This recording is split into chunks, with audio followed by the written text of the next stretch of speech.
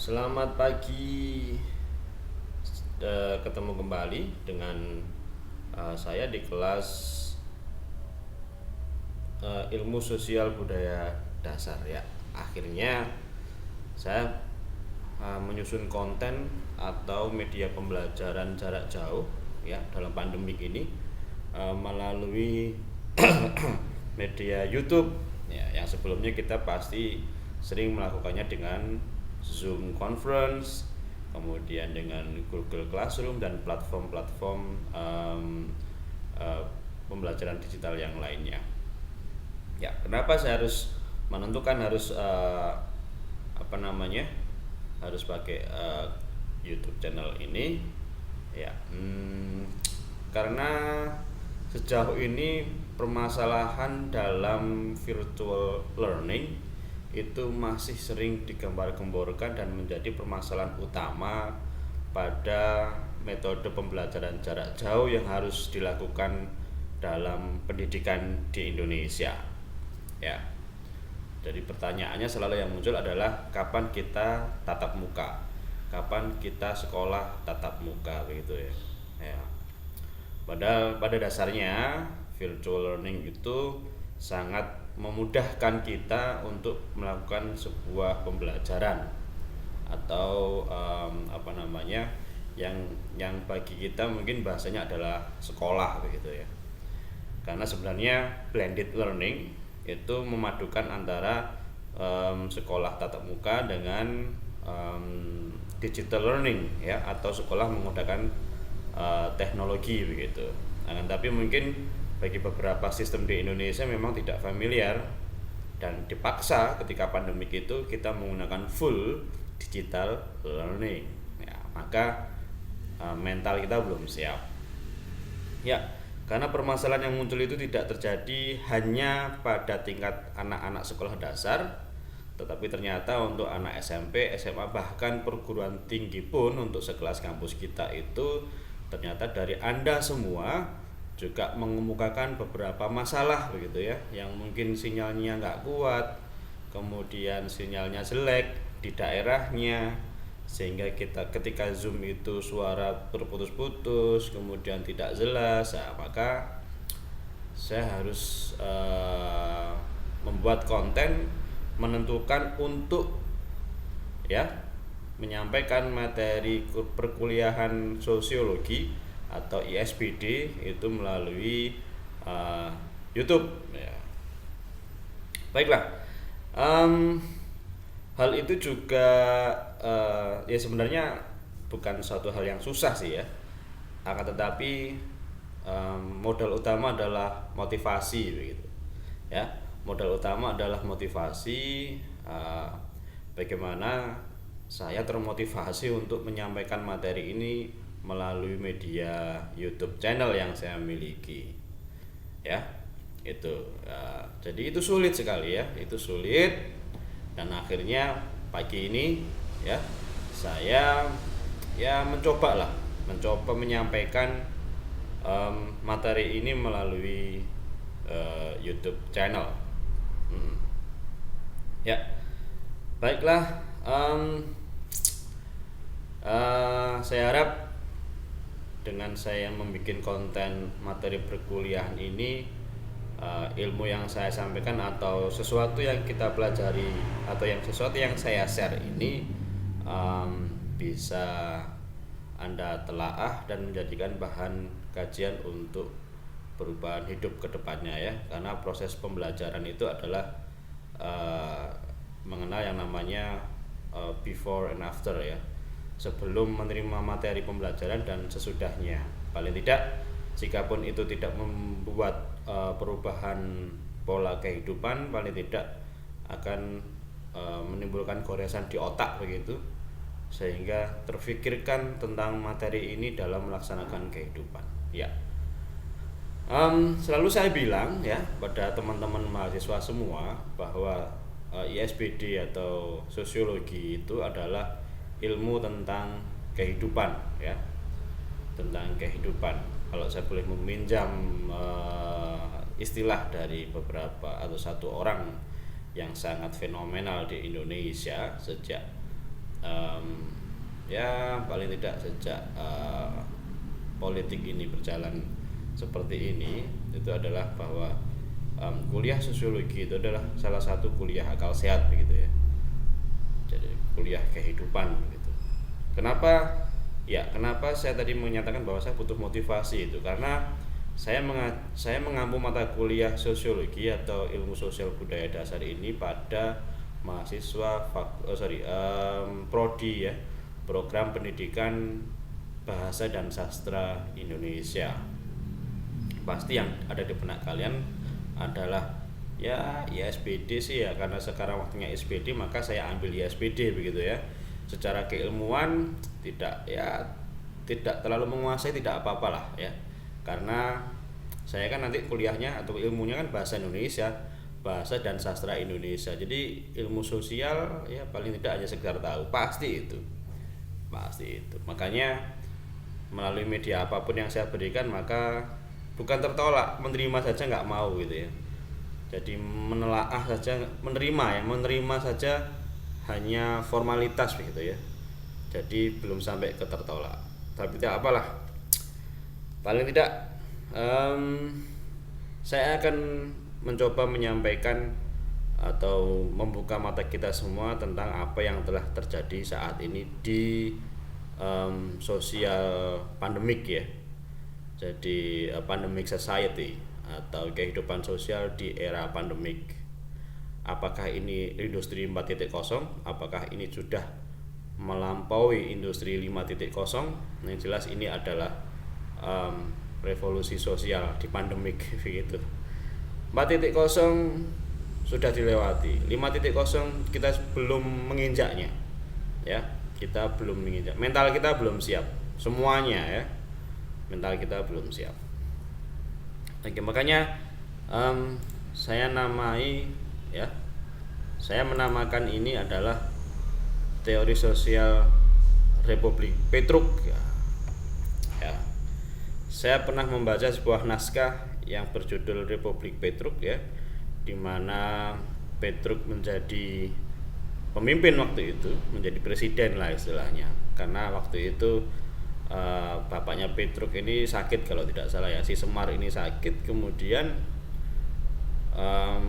Petruk sama Gareng ini membagi tugas, atau mungkin kalau nggak membagi tugas satu gantian sebagai pemimpin begitu. Nah, satu saatnya si Petruk ini menjadi pemimpin, menjadi presiden, wis semau saya lah, wong saya presidennya, nah, atau saya pemimpinnya lah, nanti kalau berbicara presiden nanti nanti terlalu kegenitan atau mungkin salah persepsi ya. Oke. Jadi Petruk sebagai pemimpin waktu itu dan semau Petruk sendiri ya.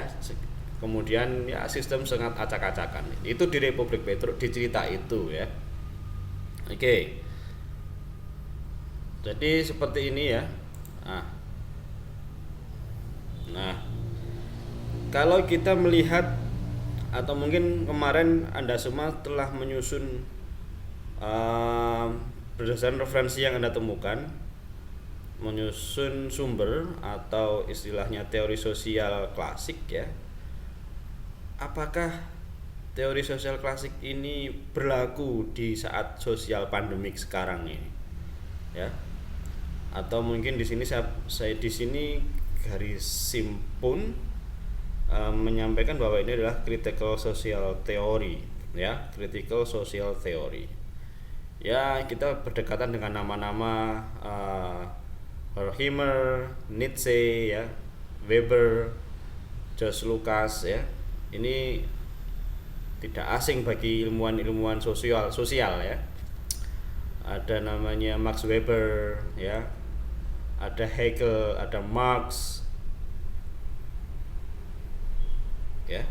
Jadi Marx ini yang sering didekatkan dengan pemikiran buruh atau kapitalis dan anti kapitalisnya ya. Jadi kemarin kalau kita mengenal atau kita mendengar, mengikuti dengan adanya Omnibus Law ya, maka di situ ada pemikiran atau yang dicontoh adalah mungkin menjauhi atau mendekati pemikirannya Marx, itu juga seharusnya bisa kita teliti gitu ya, kita analisa gitu. Apakah itu bertentangan dengan pemikiran anti kapitalismenya Karl Marx begitu. Ya, ini semua adalah teori-teori sosial yang dituliskan atau dikemukakan oleh tokoh-tokoh sosial dunia, sosiolog klasik ya, mulai dari klasik, modern sampai postmodern ini kemarin. Kalau di teorinya begitu ya. Tapi ada namanya teori pembaruan dan lain sebagainya ya. Ada Max Weber ya. Di sini juga dituliskan ya, prophetic criticism versus rational criticism. Nah, di sini juga ada itu ya. Ada bagaimana pemikiran Josh Habermas ya tentang communicative reason ya, ada Hegel, ada Kant ya. Jadi apakah ini masih berlaku saat ini? Kalau kita analisa, kalau kita misalkan melakukan sebuah eksperimen sosial, apakah teori-teori ini masih bisa dilakukan atau bahkan dilakukan saat ini di masyarakat ya, atau tidak begitu ya, atau sudah sangat jauh karena rusaknya mental yang tidak sesuai dengan perkembangan zaman ya. Itu tadi tugas kita adalah hanya mengamati, menganalisa bagaimana sosial ini berlaku. Sekali lagi saya ingatkan bahwa kita tidak bertugas untuk mengubah pola atau yang dinamakan kejanggalan sosial yang ada di masyarakat. Jadi kita nggak bisa mengubah pola-pola sosial atau kerusakan sosial yang terjadi saat ini. Itu adalah tugas departemen sosial atau lembaga sosial gitu. Adanya pemulung atau tidak adanya pemulung, bagaimana pemulung itu berlaku, atau bagaimana yang pengemis itu ternyata kemudian ditemukan bahwa pengemis itu mempunyai uang banyak begitu ya, dan rumahnya mewah di kampungnya ya. Jadi itu adalah mungkin bisa kita ambil sebagai social data ya. Nah, social data atau itulah gejala sosial yang ada di Indonesia. Tapi kita nggak bisa mengubah bahwa pengemis itu seharusnya nggak ngemis itu. Kita bukan tugas kita itu. Ya, ini juga sebuah motivasi yang akan saya jelaskan dan harus mungkin saya buka hal semacam ini ke Anda semua begitu, supaya juga Anda berpikir untuk bagaimana ini teori-teori ini sudah dirumuskan terhadap perkembangan sosial dunia, akan tetapi saat ini yang berjalan adalah jauh di luar itu, bahkan lepas dari sebuah pemikiran ya. Jadi nggak logik begitu ya. Itu pun juga mungkin kalau kita mau peduli merasakan dengan apa yang terjadi pada sosial kita saat ini, kehidupan sosial masyarakat saat ini. Tidak jauh-jauh, di sekitar kita dulu apa yang berlaku, bagaimana pola-pola masyarakat yang ada di sekitar kita ya. Nah ya, oke, mungkin ada yang penasaran gambar apa yang ada di bawah pojok ini ya.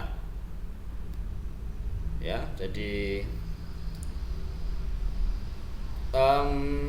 semuanya memang berlakunya pada simbol ya. Sebenarnya berangkatnya adalah dalam kasus ini atau gejala ini, sebenarnya berangkatnya adalah sebuah dikotomi simbol.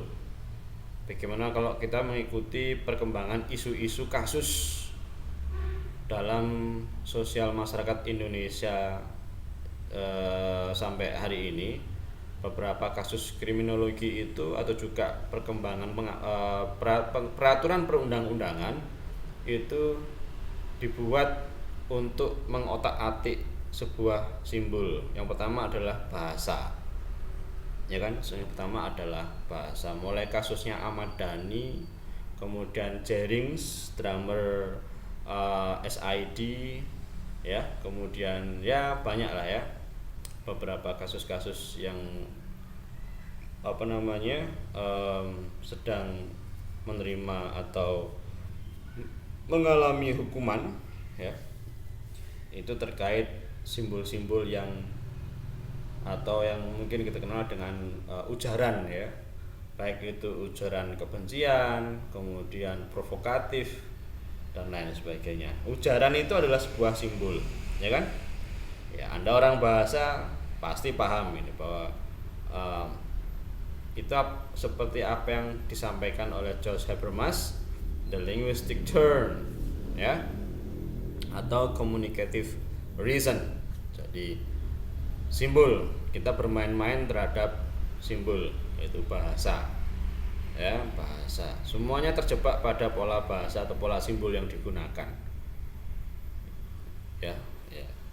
Jadi itu juga dapat mengukur tingkat kecerdasan manusia, ya, tingkat pendidikan, kematangan ilmu dan kecerdasan manusia. Bagaimana mereka mengamini atau menggunakan simbol ini dalam kehidupan sosialnya, begitu. Apakah dia memahami atau tidak, atau menggunakan simbol ini sesuai simbol yang berlaku di masyarakat, ataukah mereka menggunakan yang namakan konteks atau pragmatisme, ya, semiotika pragmatisme dalam menggunakan simbol. Nah, itu juga merupakan bagian dari teori sosial, ya. Itu juga merupakan bagian dari teori sosial, karena yang berlaku di masyarakat itu itu terjebak pada dikotomi simbol, ya. Oke. Nah, baru-baru ini kita disuguhkan atau mungkin ada sebuah bukan isu, ya, memang peradabannya sudah berkembang ke Society 5.0 atau New Society yang mengadopsi dari Society Japan, ya, yang sudah berlaku di Jepang. Dalam banyak sumber mengatakan seperti itu, bahwa di society atau sosial 5.0 ini adalah memadukan antara teknologi dan humanism, ya. Jadi teknologi dan kemanusiaan, gitu ya. Kalau kita menengok gambar ini atau membaca perkembangan sosial mulai dari 1.0 hingga 5.0 ini, di mana 1.0 ini adalah, mungkin kalau di bahasa Indonesia kan itu adalah di mana peradaban ini berlaku yang dinamakan berburu dan meramu. Ya. Kemudian 2.0 itu adalah bercocok tanam, ya, agricultural. Kemudian 3.0 adalah industrial, ya, atau industri, atau yang mulai masuknya mungkin mesin uap itu mungkin, ya. Mungkin ada yang pernah membaca bahwa mesin uap itu masuk di 2.0. Mengenal mesin uap, mengenal mesin jahit, ya, masuknya mesin sebagai pengganti manusia sebagai pekerja. Nah, kemudian berkembang sampai 3.0, perkembangan industri, tergesernya manusia sebagai pekerja, ya. Kemudian masuk ke 4.0, yaitu yang dikenal dengan society information atau, ya, sosial informasi, gitu ya. Jadi di mana sosial media berperan sangat penting dalam mengendalikan kehidupan sosial masyarakat. Nah, di 4.0, ya. Kemudian sudah diisukan bahwa Jepang telah menggunakan sosial 5.0 atau Society 5.0, yang dimana memadukan antara teknologi dengan kemanusiaan, atau yang bersifat technology and humanism. di mana teknologi itu digunakan untuk meninggikan atau membangun rasa atau karakter kemanusiaan dari manusia itu. Karena di 4.0 itu dirasakan bahwa teknologi informasi menggantikan posisi manusia di dunia nyata. Banyak kasus terjadi bahwa virtualnya itu adalah dipaksa untuk menjadi manusia yang sebenarnya. Jadi kita yang offline ini mengikuti atau memaksa untuk menjadi kita yang online, ya. Dan itu sebenarnya terbalik begitu ya. Jadi kita tidak memiliki segregated universe, ya. Jadi kita tidak memiliki dua dunia yang berbeda antara dunia virtual dengan dunia real, ya.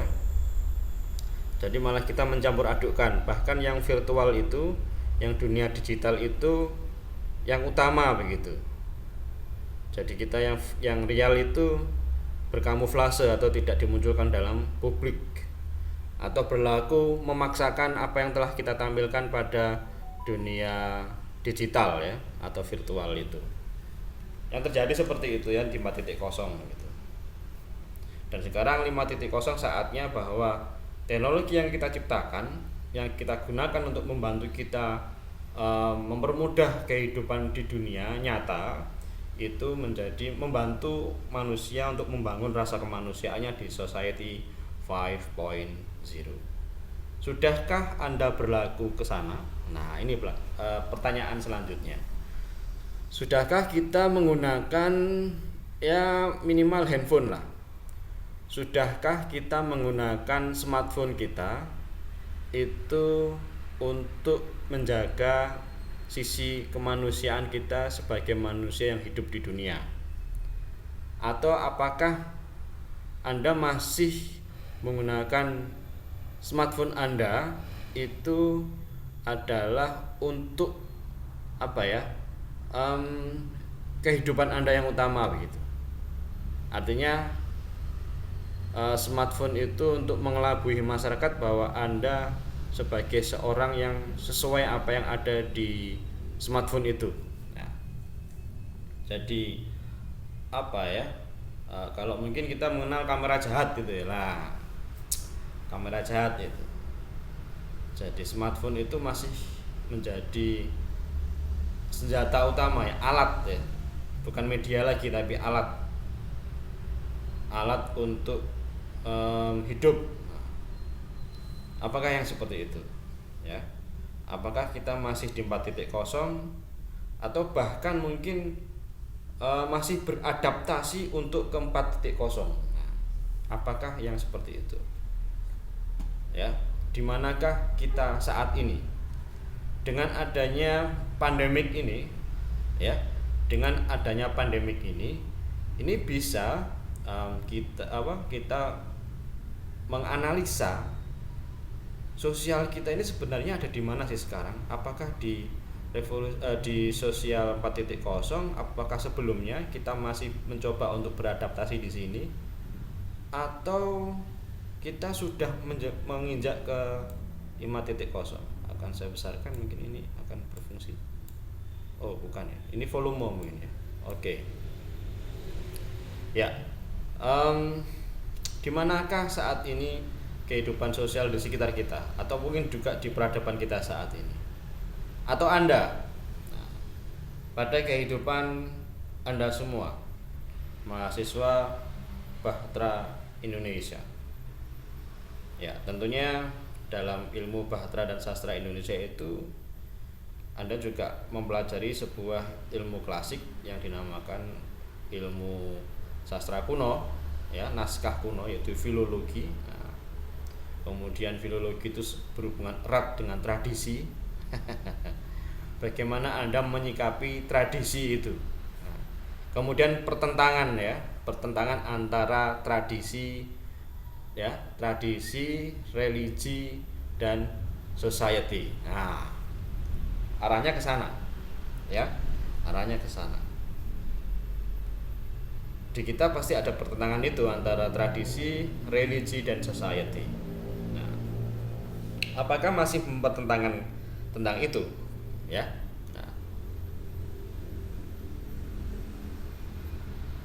ya. Di manakah posisi kita sekarang?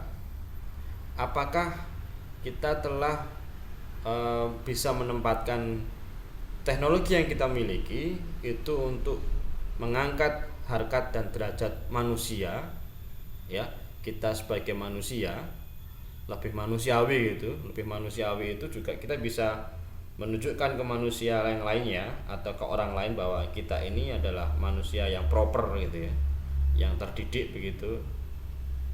Atau mungkin juga kita bisa memanusiakan manusia yang lain gitu. Menganggap yang lain itu manusia begitu, memperlakukan seperti manusia gitu ya. Apakah bagaimana? Atau kita ngikut zaman aja lah. Kita ngikut aja gitu ya. Sekarang yang lagi rame apa ya itu yang kita lakuin gitu. Atau mungkin seperti itu. Ya. Kita harus sadar bahwa perkembangan kehidupan kita saat ini sudah melampaui jauh ya. Ya. Sadar atau tidak bahwa jajanan kita sudah bukan lagi, yang menarik adalah bukan lagi jajanan Indonesia ya, tapi apa yang masuk ya, tren dengan adanya budaya Korea yang masuk di Indonesia ya, karena berkembangnya jenis-jenis drakor ya yang digemari oleh anak zaman now. Kemudian masuklah ke budayanya, mulai dari bahasa sampai ke kulinernya, sehingga bisnis jajanan Korea atau Korean culinary itu sangat menjanjikan sekarang ya. Nah, jajanan Korea itu sudah sangat favorit, sudah masuk ya. Apakah kita mengartikan atau menganggap bahwa ini bisa menggeser jajanan tradisi? Kalau dulu yang diantisipasi adalah kebarat-baratan ya.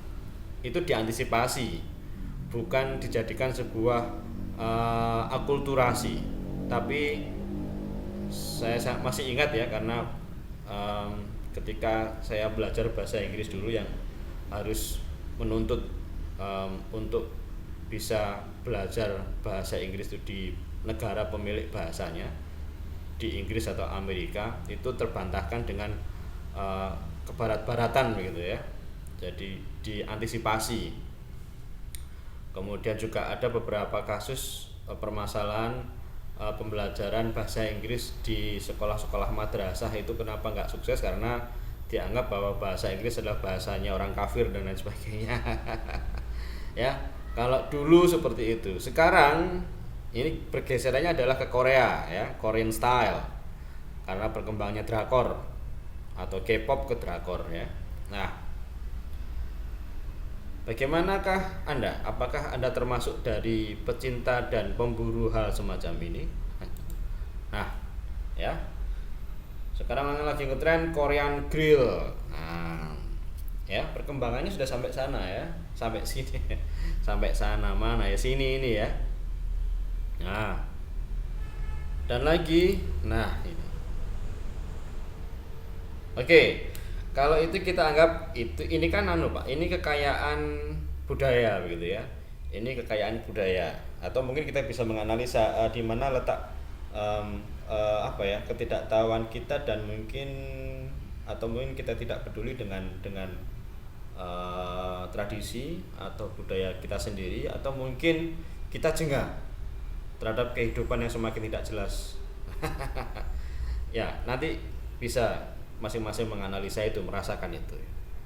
Yang jelas, sejauh perkembangan peradaban di Indonesia, nah ya, kita harus melihat kenyataannya bahwa kita itu pemilik 4 startup unicorn ya, yang menjadi bagian dari 10 terbesar di dunia loh ya.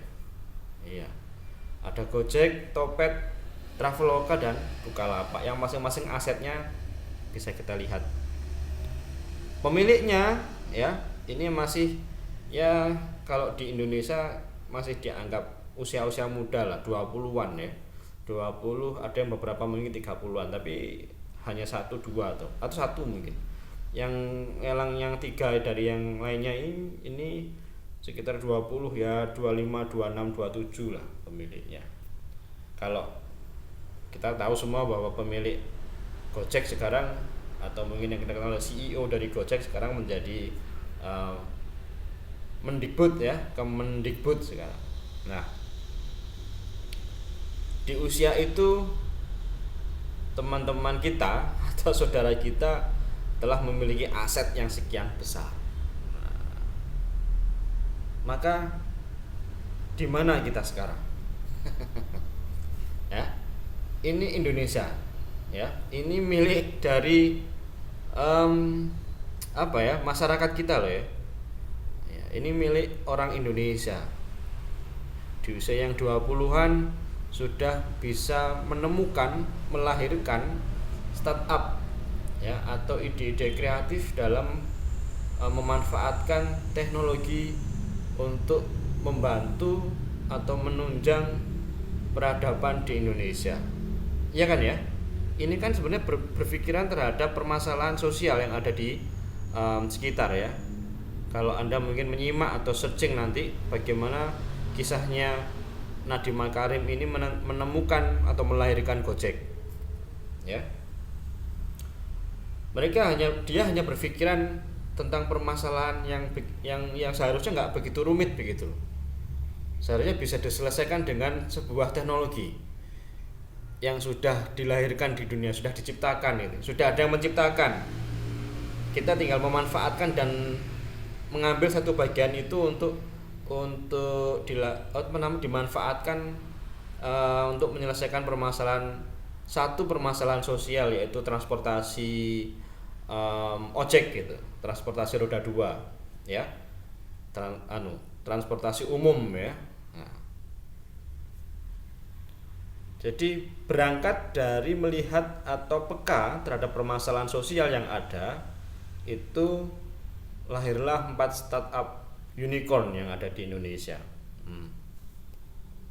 Lantas kita berpikirnya apa yang sampai saat ini kita pikirkan, apa yang saya lakukan itu ya, apa yang telah saya lakukan gitu, untuk hidup kita dan untuk hidup orang lain. Nah, itu yang harus kita pikirkan.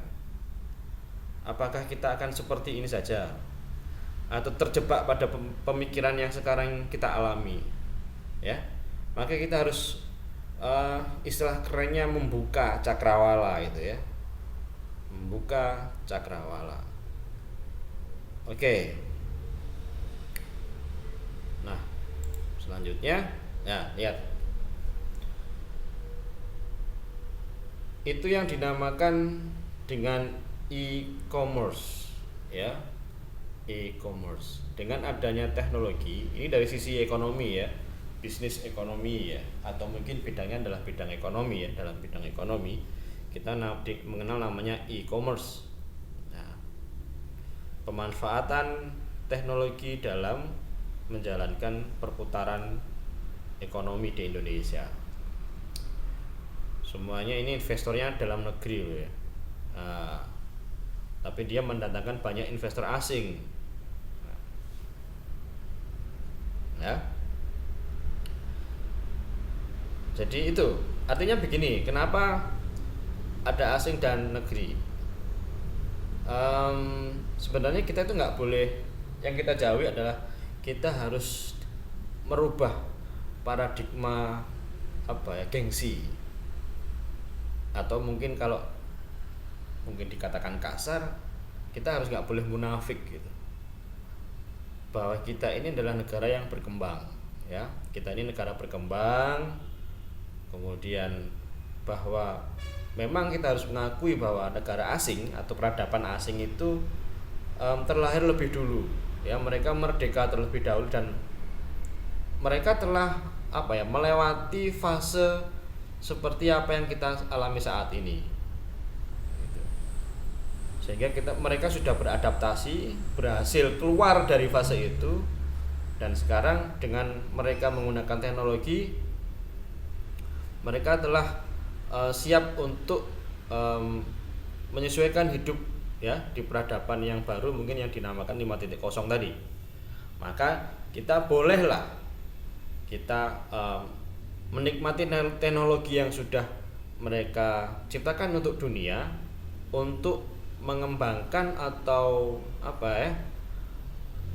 mengangkat sosial yang ada di masyarakat Indonesia. Berawal dari situ, ya, berawal dari situ. Kemudian, ya, nah, kemudian bagaimana dalam pendidikan? Sudah banyak tersedia platform-platform education yang ya mungkin kalau pemikiran negara berkembang, masyarakat negara berkembang seperti kita, bayar nggak nih? Bayar nggak nih, ya? Pasti gitu. Kalau bayar pasti nggak dilakukan, ya. Bayar nggak nih? Kita masih memikirkan ini platform bayar nggak? Kita bukan memikirkan bagaimana benefit yang kita dapat dengan mengeluarkan sekian, yang kita dapat sekian, gitu ya. Ya pastilah orang nggak mau rugi itu. Kita hidup juga hitung-hitungan kan, ya. Kalau ya mulai sekarang kita harus hitung-hitungan gitu ya. Artinya manusia modern itu manusia yang hitung-hitungan, nggak juga ya. Sebenarnya gini teorinya. Jadi kita itu harus mengukur gitu ya. Harus mengukur kenyataan, ya. Kenyataannya bagaimana begitu. Karena kita ada tenaga, manusia juga makan, nah, kan gitu kan ya. Jadi sisi manusiawi itu ya harus dibedakan, mana saatnya kita harus berbagi, mana saatnya kita harus menjalankan kehidupan ini dengan sesuai dengan alurnya begitu. Jadi harus dipisahkan gitu ya. Jadi mana saatnya kita berbagi dan mana saatnya kita melaksanakan atau menjalankan kehidupan ini sesuai dengan pola kebutuhannya. Ya, jadi banyak sudah platform yang diciptakan atau disediakan saudara-saudara kita di luar sana yang kita juga bisa bergabung di dalamnya untuk dalam perkembangan pendidikan dengan media digital, ya, atau e-learning, ya, e-learning atau digital learning, atau mungkin kita mengenalnya adalah belajar dari rumah, ya, atau work from home menggunakan platform-platform atau software yang sudah disediakan oleh pemiliknya, ya, di luar sana atau dari negara asing begitu. Orang saudara-saudara kita di belahan dunia yang lain, ya, itu. Dan mau nggak mau kita harus memanfaatkan ini untuk menjadi modern begitu ya. Atau mungkin kalau kita bisa menciptakan sendiri malah lebih baik. Nah, tapi kita nggak boleh menjauhi, menolak, ya, menutup yang dinamakan munafik gitu. Jadi kita tuh menolak bahwa sekarang sudah saatnya kita itu menggunakan teknologi dalam kehidupan. Nah, itu yang dinamakan munafik, ya. Kita terlalu egois menjadi manusia. Ya.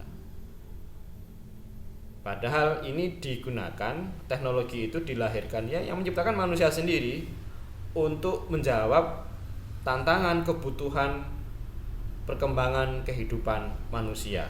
Nah, ini, ya. Jadi kalau menolak, apakah kalian juga menolak untuk memiliki smartphone dengan kualitas yang sangat bagus? Tentu tidak, kan? Iya. Jadi itu, ya.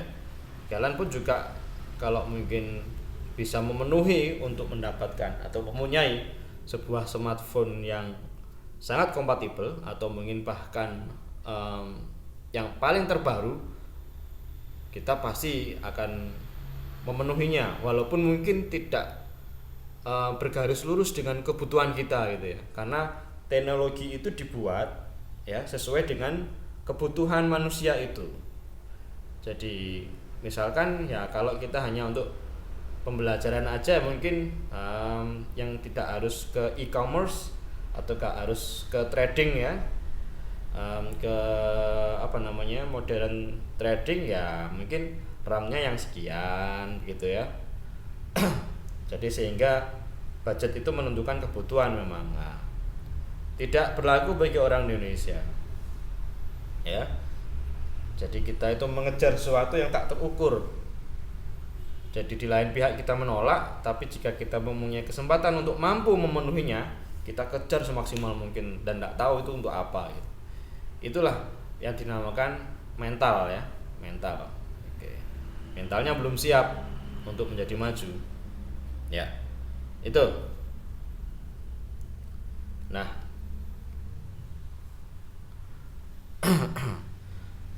karena perkembangan sudah sekian jauh, maka sebagai seorang ilmuwan atau akademisi, maka seyogyanya kita minimal melakukan sebuah yang dinamakan social eksperimen terhadap perkembangan peradaban sosial masyarakat di sekitar kita. Alur dari social analysis itu seperti ini, ya. How to analyze the social gejala sosial ya. Jadi alurnya adalah seperti ini. Nah,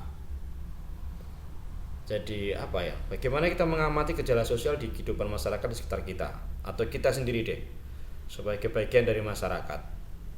Kemudian adakah teori yang sudah dikemukakan oleh para pakar sosiolog terhadap gejala sosial yang seperti ini? Apakah